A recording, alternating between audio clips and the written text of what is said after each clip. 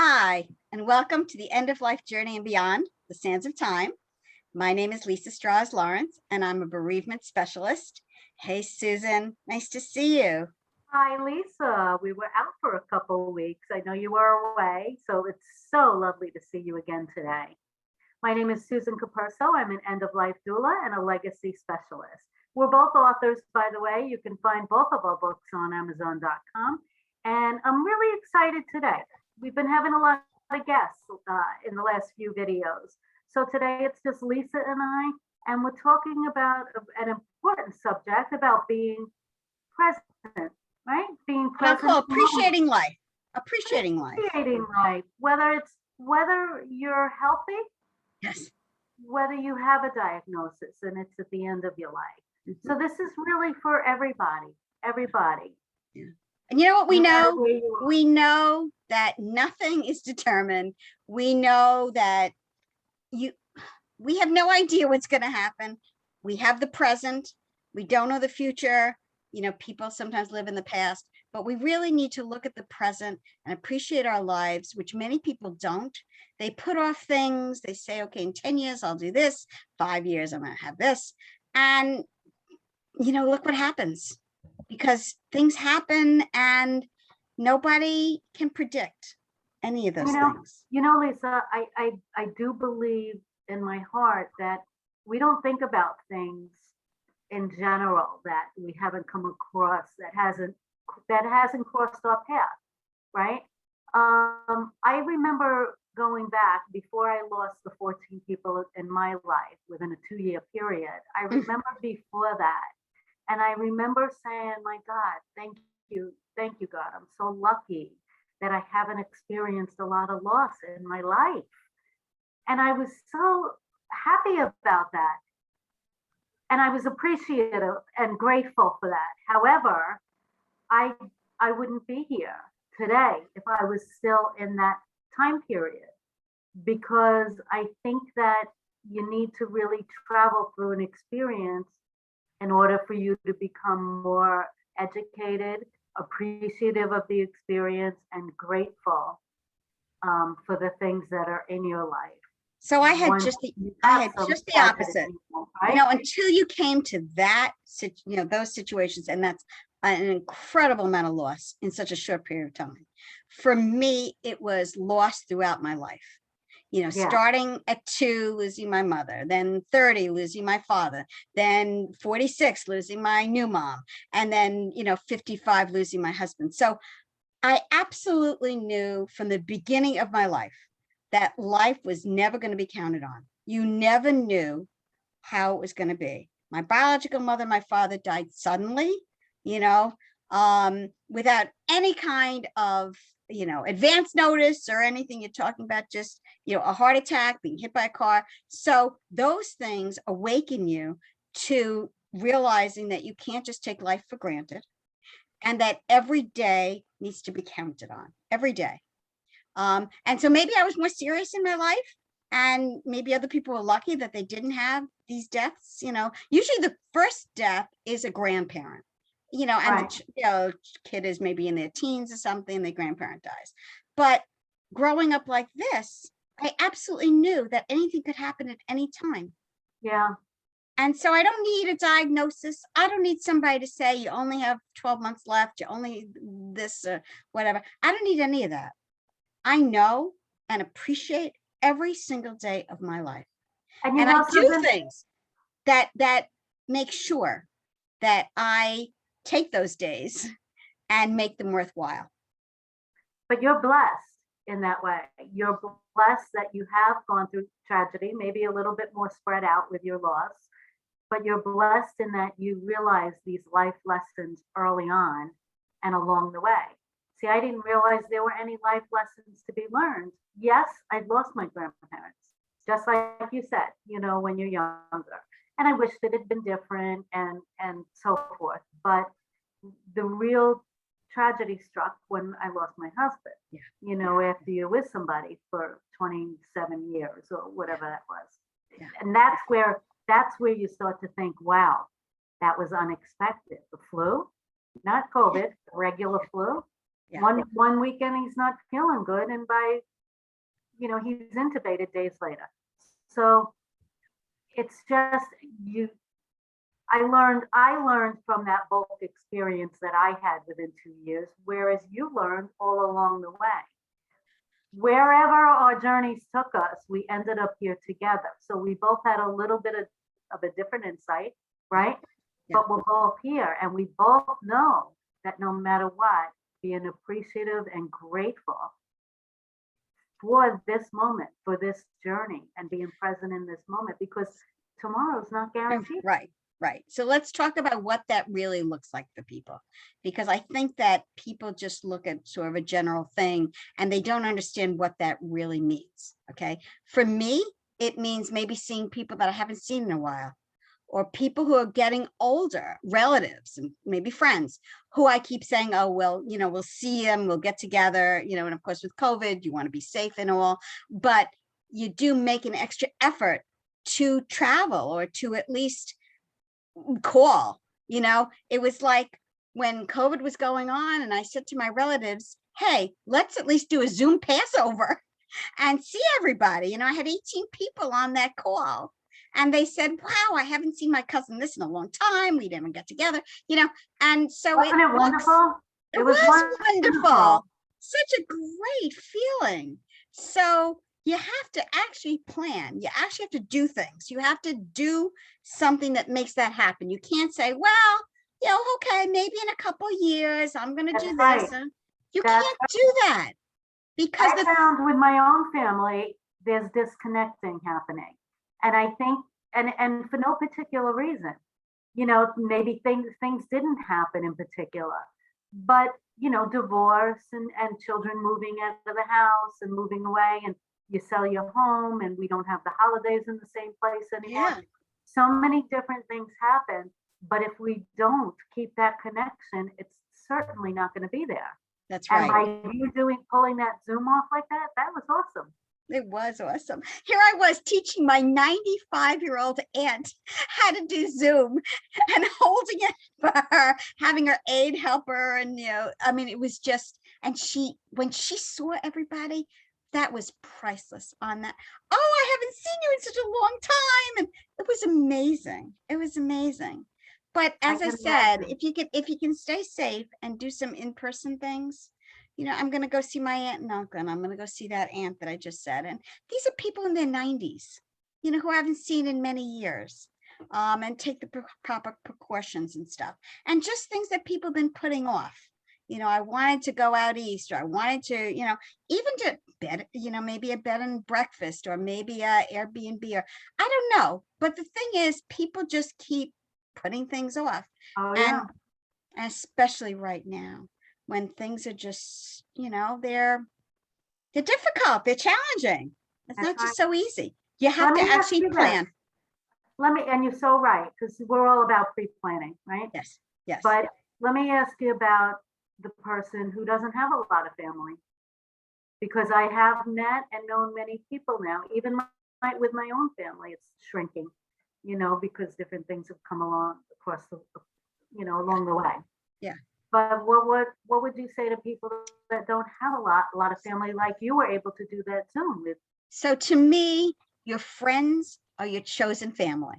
Mm-hmm. Okay. So like for the winter solstice, which is like our holiday, my husband and I had winter solstice, which was our special holiday. We did fondues. Every year after he died, I would have girls' night out, and that was our fondue night. Now, everything's closed down. You can't go doing fondues. Don't you think I sent every one of my girlfriends a little fondue pot? And I had, last December, I had a solstice Zoom, and we all had our little fondue pots, and I had everything arranged in front of me. And we had an amazing time, even though we weren't together.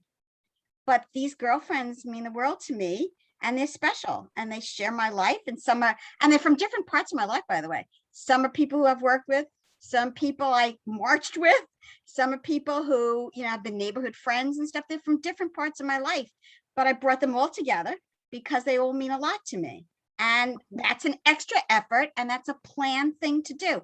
But it was wonderful, and they kept saying how great it was to all be together like that. Yeah. Extra Yeah. planning. And it's worth making the extra effort. And even if you have one or two girlfriends, and you can do a girls' weekend trip or a day trip, Yeah. or something, the shows are opening up in the city now. And just, just really what I want people to understand today is that making the effort, yes, but so many people don't realize what we're talking about as far as life can change in a second. Okay. A lot of people have had tragedy and loss in their life, but a lot of people haven't either. So for especially for those people, that things do happen in a second, and we age in a second, and our kids are grown up in a second. And I walk every morning, and I walked past a lady with a 5-year-old waiting for the school bus, and I swear to God, I felt like it was yesterday. And I'm not telling you how old my son is now. He's in his late 20s. Yes. But it felt like yesterday that I was standing there with him. And then I got in my car and I followed the school bus to the school because, I was afraid that he wouldn't be okay during the day. But these things happen so quickly. And our time here on earth, it's not, it's short. It's really short. If we're allowed 100 years, we're lucky, and we don't all have 100 years. I know. So we have to really, really enjoy and appreciate and be grateful now in the moment while we can. Yes. And I just want people to understand, this is not morbid thoughts. These are thoughts that celebrate our lives in the best way possible. We make the most of our lives, no matter what we have in front of us, no matter what we have behind us, but we have this present life that we need to enjoy to the fullest and make decisions based on that, not on, okay, in 10 years, I'm retiring and then I'm going to do this and this and this and this and this. So many people tell me stories about how they had planned this and planned that. And guess what? You know what they say about plans. Okay. Yes. And listen, my biological mother was pregnant, had plans, and she was 26 and was killed by a car. Okay. And listen, tragedy strikes, and we're not going to live our lives based on just tragedy, but we're going to live our lives fully and appreciate everything that we have and try and find the things that make us happy and that are fun. And that, that's the other thing. I don't understand why people don't understand. Being happy should be easy. Why is it so hard for people to be happy? I mean it. It's a choice. How am I happy? You don't have to be happy. It's a choice. We all have choices in life. And we can choose to sit in the house all weekend and be miserable. We can choose to get out in the sunshine and do some yard work. We can choose to get in the car and just take a ride and walk around the streets in Port Jefferson. We have choices along the way. Yes. So what I started thinking of a minute ago is regrets, right? So people at the end of their lives, and their lives go like this, and they have regrets. What do they say some of those regrets are? If only I had and honest and had good communication with the people in their lives is only one. One of the biggest, work too much. Yes. Right? Why did I work so much and put so what for? And my belief is we come into the world with nothing. We leave the world with nothing. So yes, it's important to have nice things in life. It's important to do things during your lifetime. I love to travel, and you can't do that if you can't afford to do that. You need to have money to do these things. Right. But there are people with type A personalities who just can't stop work until they take their last breath, and that's when they regret it. Irma Bombeck in her column said, "If only I hadn't cleaned my house so much." Yeah. Okay. That's very comparable to the man that says, "Why didn't I stay home more and spend more time with my children?" That's right. It's the same thing. Why does she clean her house so much so we can eat off the floors? Oh wow! But did you get to do anything on Sunday or Saturday, or did you take your kids for a ride and have an adventure? Yes. Off the cuff. But you have to think of doing some of these things because our lives are so short. Yes. And I'm not Right. saying, just go to the wind here. We understand that people need money to live and people need to find a Of job. course. And maybe their jobs aren't the greatest, but you're still entitled to some happiness. You're still entitled to figure out, so what else can I do with my life to find joy and to find fulfillment and to be with people who I love and who I'm happy with. And that's the most important And thing. not everything costs money. That's There right. are a lot of things that do. We both know this. We But do. not everything costs money. Another regret is not doing the things that I'm passionate about, or where were my passions in life? I didn't have any, and I didn't Yeah. find any. Why couldn't I've had more fun doing some of those things. So take these lessons that you're hearing today and in other places and implement them, right? So here's the thing. You What are don't your need, passions now? What do you love now? Sit and Right. take a piece of paper and a Yeah. pen while Yeah. you watch Netflix tonight and write the top 5 things that make you so over the moon and you're passionate about, and find something to do with each one of those things in your life, because that's what's going to bring you the appreciation, the gratitude, and the joy in your life. yes. I'm working with an end of life client now who I said to her, we're going to work on a list, and I want at least 30 things on this list, things that take you over the moon. And I have a list of my own like this. And when I look back at it, when I read this list, I go, ooh, and I get giddy because I love the way gardenias smell. And I love that first day you put new sheets on your bed. Mhm. And I'm talking about the little things like that. And these Yeah. aren't things that are costing people money. You don't Right. have to have a lot of money to do these things, but Right. they're things that I'm passionate about. And it makes you smile. I love being on a beach when the sun's going down and having a picnic there, just on a blanket with somebody, Yes. a good friend, somebody special in your life, and enjoying the moment. Yes. And My everyone else- 7-year-old granddaughter said, "Could we just have a picnic?" And I said, "Well, what's a picnic to you?" She says, "I just want to have a picnic with a blanket and bring some food and sit on the blanket in the park." And I said, "Wow, that's a wonderful idea." And we have to live more childlike, okay? So this Yes. is another regret that people think that they've lived their lives too seriously. Yeah. Now, I love astrology here and there, and I read some, and to me, people are pretty accurately true to their signs, okay? And there are more serious people in the world, absolutely. Yeah. But you need to be a little more childlike, I think, in Yeah. order to have that gratefulness and appreciativeness. Because guess what? That little girl, it didn't matter what you brought in her picnic. It could have been 3 strawberries, That's right. piece of chocolate, Yeah. and that would have been, and a chocolate milk. That would have been a picnic for her, That's right. That's right. right?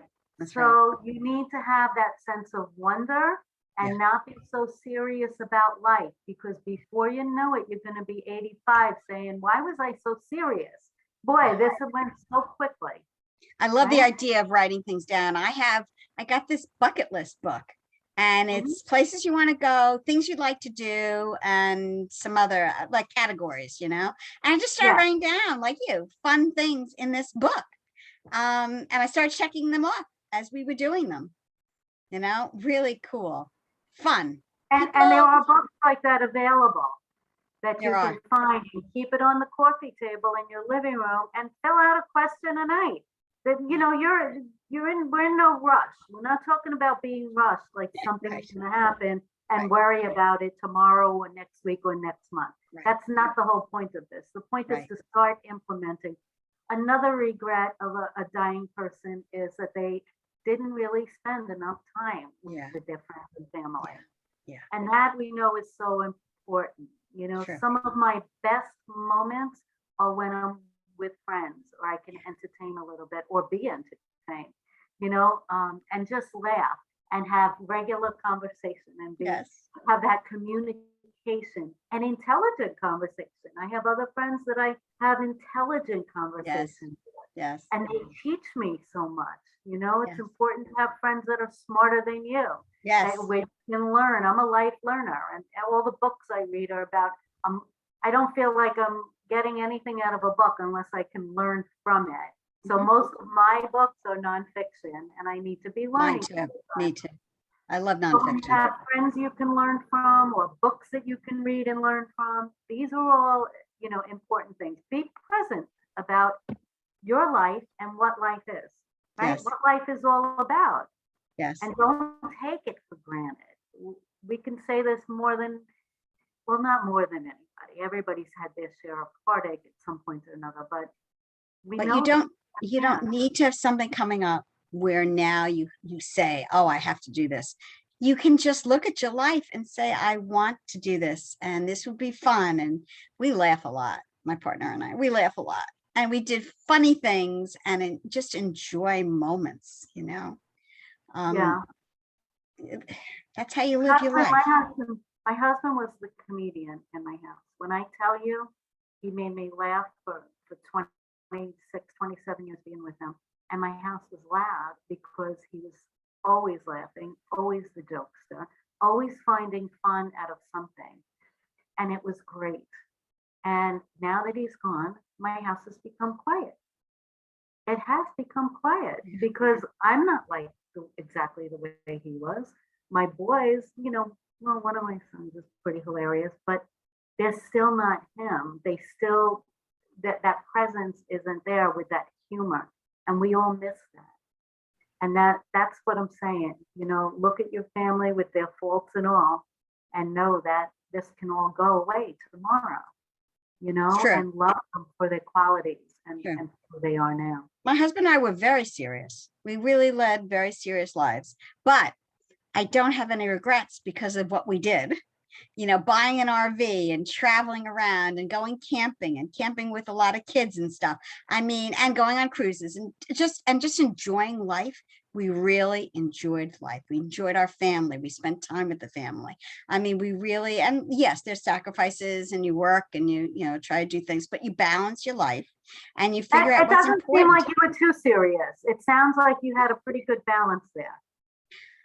Well, you know the difference. You were able to incorporate the fun things. Yes. Along with it. Let's put it this way, Lisa. If you were 95 years old today, and you look back, would that be one of your regrets that you were too serious in life? No, I would not. I would not. But it's interesting because I'm with somebody right now who is much. I am a type A personality, and he's like a Z. So. He's just hanging out. But different points in your life, you look for different people and you find different people in your life. Your friends, as you said, different aspects of them and their personalities and all. And you enjoy each part of it, each part of who they are and what they bring, because you bring back, so the people and the places and the country and the island and, everything that makes up your life. I wish that people the little things. The little things. One thing, my sister-in-law and I always were big on theme nights. Okay, we wanted to teach our kids a little bit about different cultures and different foods, and nice. we made a big deal about it. Okay, we let them know in advance. This week is Irish night, right? And we let them know. But we would go, we're both very creative as far as planning, like you and I are, Lisa, right? Yeah. And celebrating. And we would go soup to nuts. We'd have the Irish music playing loudly in the background. And we would make probably I would say 4 to 6 different meals that people in Ireland make and things that the Irish people love. Wow. And then we'd also maybe read a poem at the beginning or just incorporate some other kind of tangible things. It wasn't just about food and drink. It was about other things as well. And we did this so many times. Wow. We went through the book, it was Greek, it was Italian, it was Polish, it was, Turkish, whatever it may be.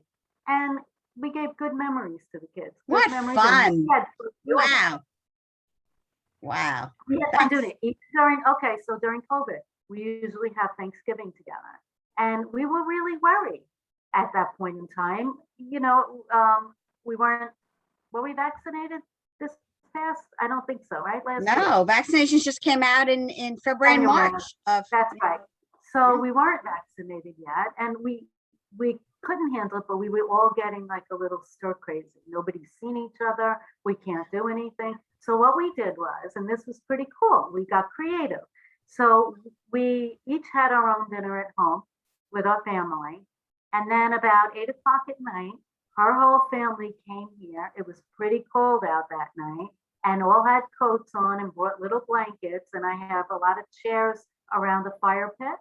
And we all sat around the fire pit, and I made s'mores. We all did s'mores, and I pre-made like one of these mold apple cider things in the crock pot. So all we had to do is drip it. cocktails, and and we Nice. played music. And guess what? It was an outside of the box Yeah. Thanksgiving, but it was the best. We How loved it. wonderful. How wonderful.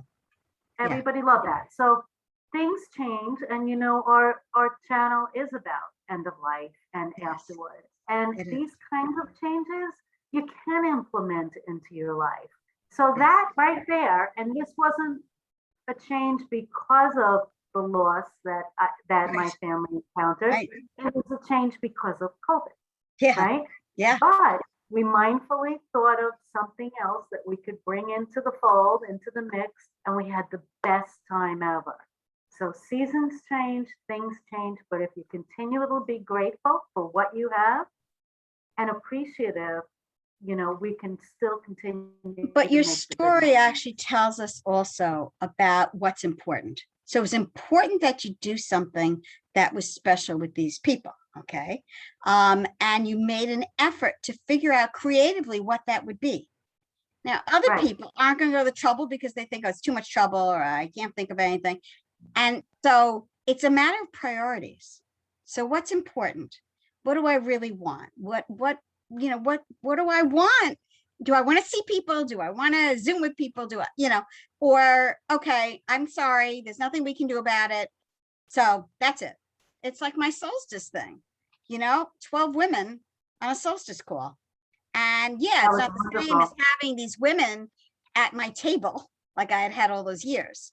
But Yeah. it was important to me. That's why I sent every single woman a mug, a fondue mug. That was just my Yeah. way of us sharing something together, I So, want to add this in. I'm on the board of the National Aging in Place Council, and we're a resource group for seniors. And we help with whatever you may need in your life. We find that resource for you. And my whole thing is, working a lot with seniors.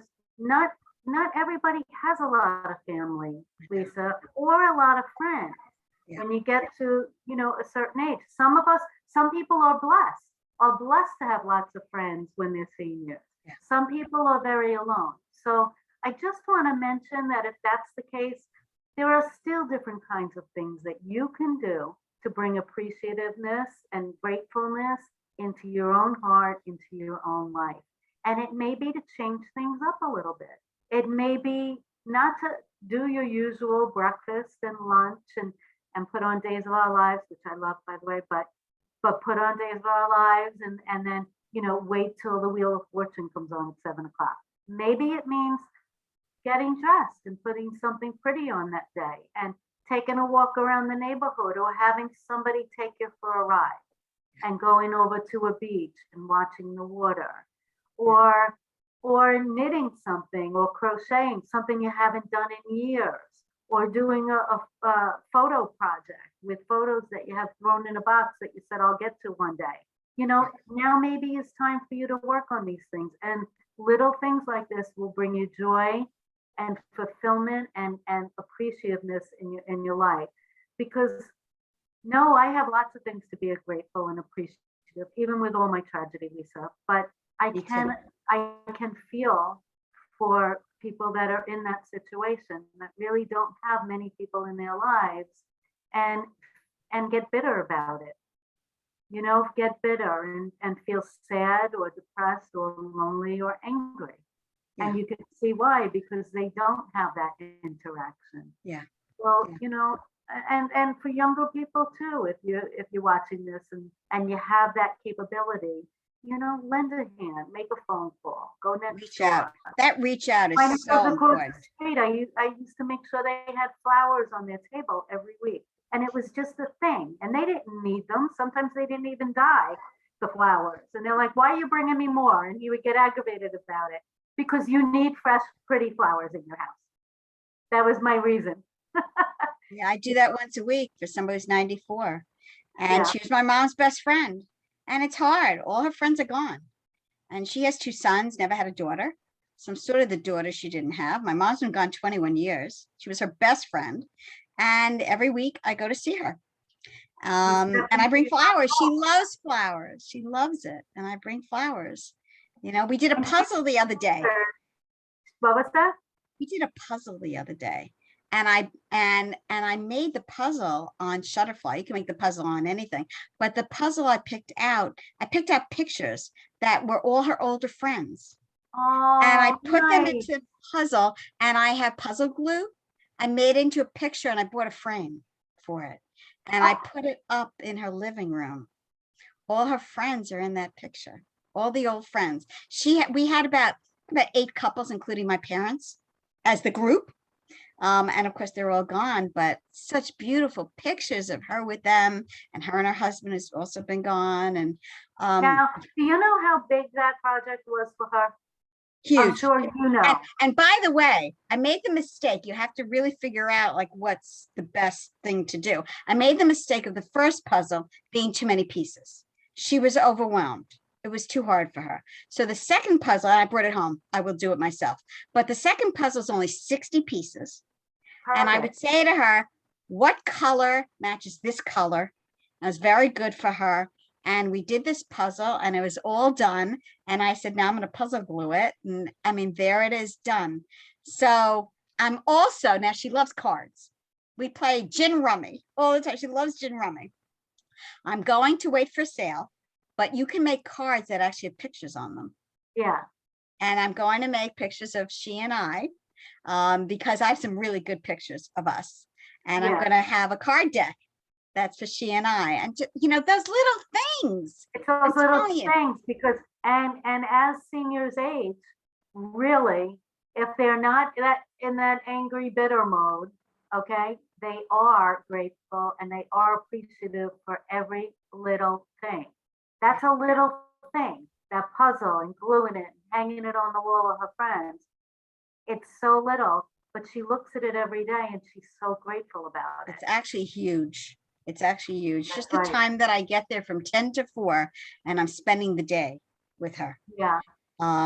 That's huge. And that's also what else is huge, Lisa, is your commitment to this. Yeah. Right? You don't have to do this. No, I do not. Mom's friend, you don't have to do it. And it's hard for you. We live quite a ways from New York City. You take the train, you walk in blocks. Yes. Just to be with her. Yes. So you're going out on a limb here, right? And she appreciates you, but you appreciate and you're just as fulfilled in your time being. That's right. That's right. And so you have to think about what's important. She's important to me. Her life, who she is, what she represents for me. And I love her. I love her dearly. So think about the people who you love and who you care about and who you really want to reach out to and what makes you feel fulfilled. And you have to think about it. Not because I have a limited amount of time or because I've been given a life sentence or anything like that, but because this is important to me in my life. Fridays, she knows this is Irma Friday. I won't do anything else on a Friday, period. That's it. Period. That's my commitment, Right. And that's another thing. People think they don't have the time. They don't have the time, but guess what? Anything in my life where I've always said I don't have the time, you can make the time. Right. And you can find the time. That's right. Shift things around. Right. Yep. Shift them around, see how it works, do a few other things. Maybe it's a little different from your normal schedule, whatever it is, but you have to do it. Talk a little bit about a do-gooder. I heard that word last night, somebody on a Zoom room I was in. Nice. They said how important it is to be a do-gooder in your life. Right? Now, you know, she's 94 and she's very healthy, but I said to her, let's do a memory book for your grandchildren. And there's a lot of books out there and a lot of things you could do. I chose something pretty simple, so that she could answer certain questions, and we could put in pictures at certain stage. Like I found her childhood pictures. I found when she was a teenager, when she got her first job, things like that. So we worked on it together. Sometimes it was just too complicated for her and she just, you know, let it go. And other times, but we finished it and it's Nice. ready. It's ready and it's really nice. I'm working on my own one. So talk a little bit about your legacy Well, books. I was going to talk about Yeah. the project that I'm doing right now. It's called Yeah. The Story of Me.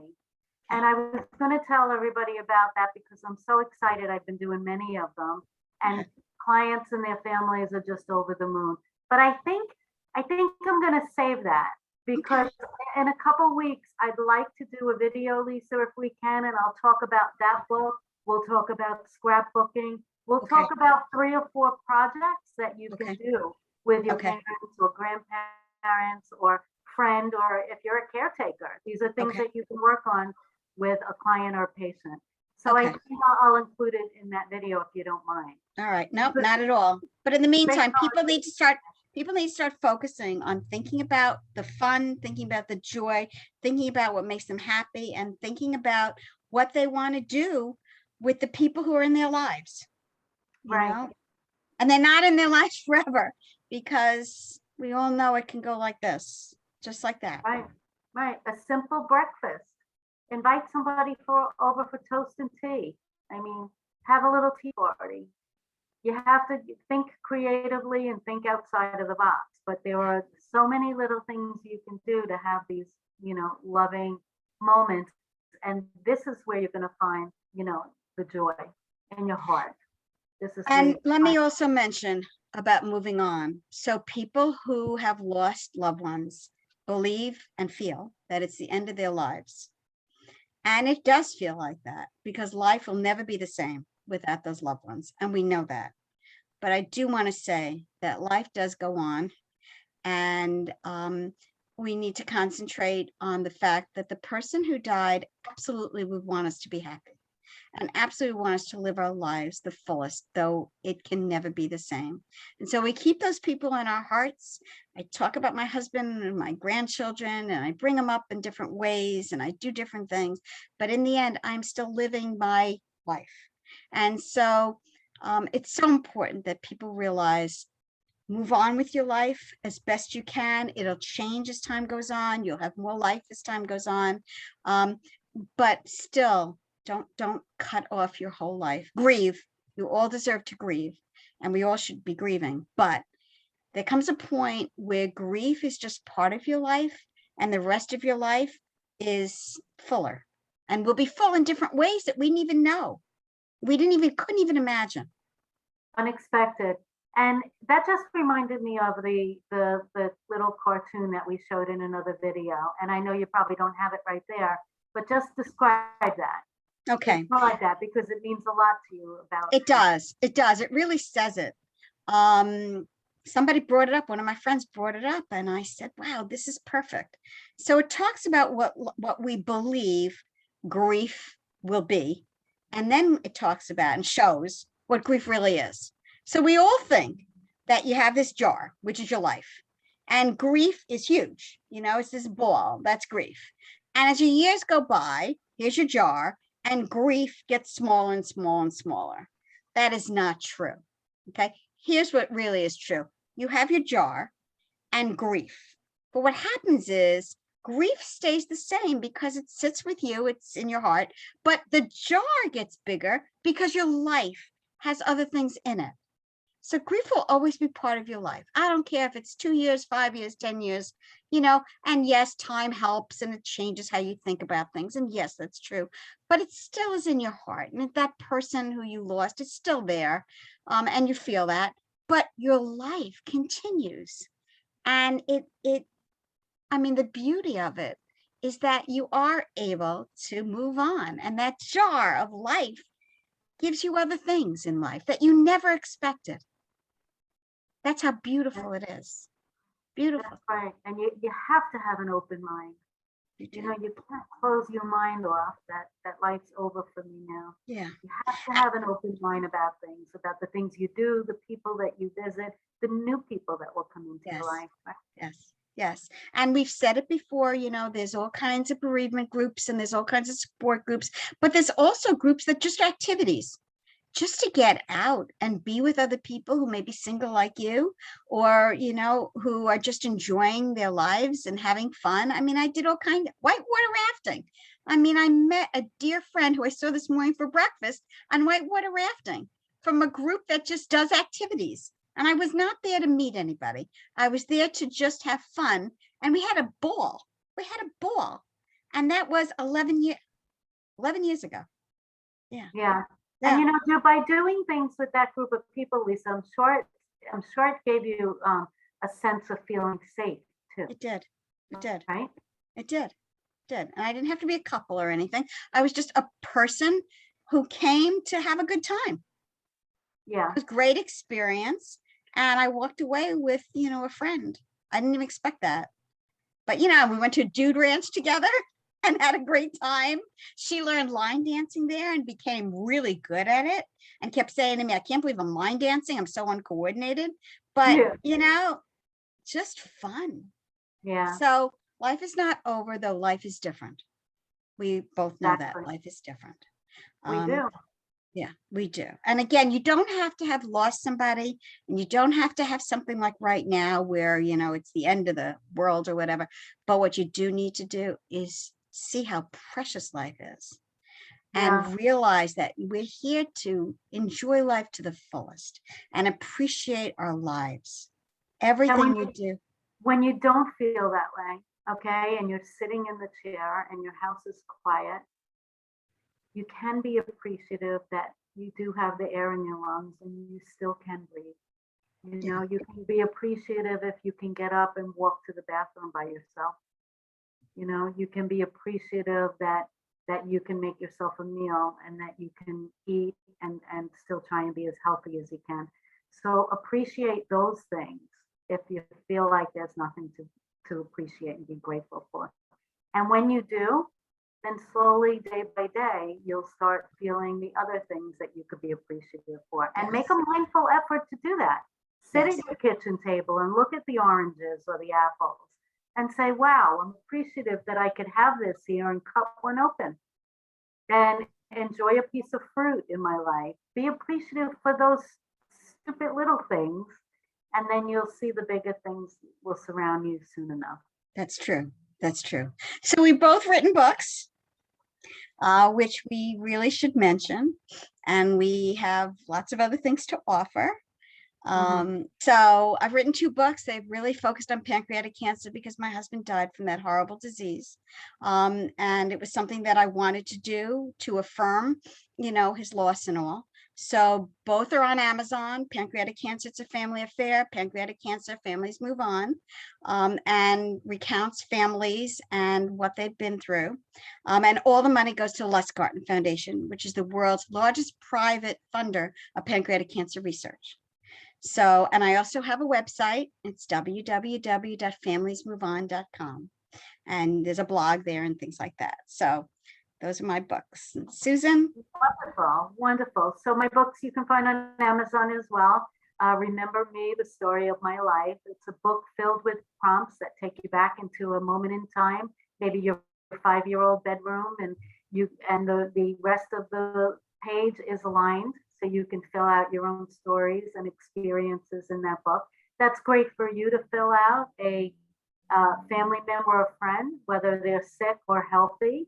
If you're a caretaker and you spend hours with somebody every day, this is a really nice project for you to work on with them. The second book is Coming Full Circle, and it's 100 tools, tips, and ideas to bring from my invisible toolbox to bring into your life at the end of a life. And each chapter, all 100 chapters, are a different thing that you can implement into your life before you go. We also have eastend.academy. I think it's up here on the screen. It is. It is. It is. Okay. And there's online courses for different niche topics regarding end of life. And we put some beautiful courses together on there. So you can We check also that have out. one course that we did together. What does a dying person want? Hmm. And for those people who are around a dying person, so important to help Yeah. them find themselves and fulfill their own And desires. to know what they're thinking and feeling. Yeah. And I mean, I'm a researcher and a learner, so everything that I come across in life, I want to know more about to get me through and heal. So, this is a lot of good information that we put out there for you. And we both do one-on-one, as an end of life doula, I deal with a client before they pass, and that could be 6 months, 12 months, whatever their time period is. I come in and work on their timeline. And Lisa does a lot of. And I'm a bereavement specialist, and I understand loss and I understand grief. And though it seems like it's the end of your world, I'm here to tell you that it's not, though it feels like it. And I'll help you go through the stages, and everybody's different and you're entitled to grieve. And in fact, a rabbi said that the measure of grief and the tears that you cry are the measure of the love that you had for that person. And he said that at my mom's funeral, and I love that. Yeah, it's beautiful. Just says it, right? Really says So it. beautiful. Well, Yeah. Lisa, this was a wonderful conversation today. I thank you. I thank everybody out there. Please like and share and follow our page so you can see the upcoming videos as well. Absolutely. And we'll talk to you. Well, no, next week we'll be out of town. But Correct. Upcoming, we do have someone whose brother died of COVID, and they're going to talk about that experience and how they felt about it and all. And the following week, we have somebody from hospice. Hospice. Yes. That'll be real good. Yeah. Yes. Yeah. Yes. So looking forward to it, Lisa. Me too. Me too. Thanks so much. Always. Take care. Bye. Bye.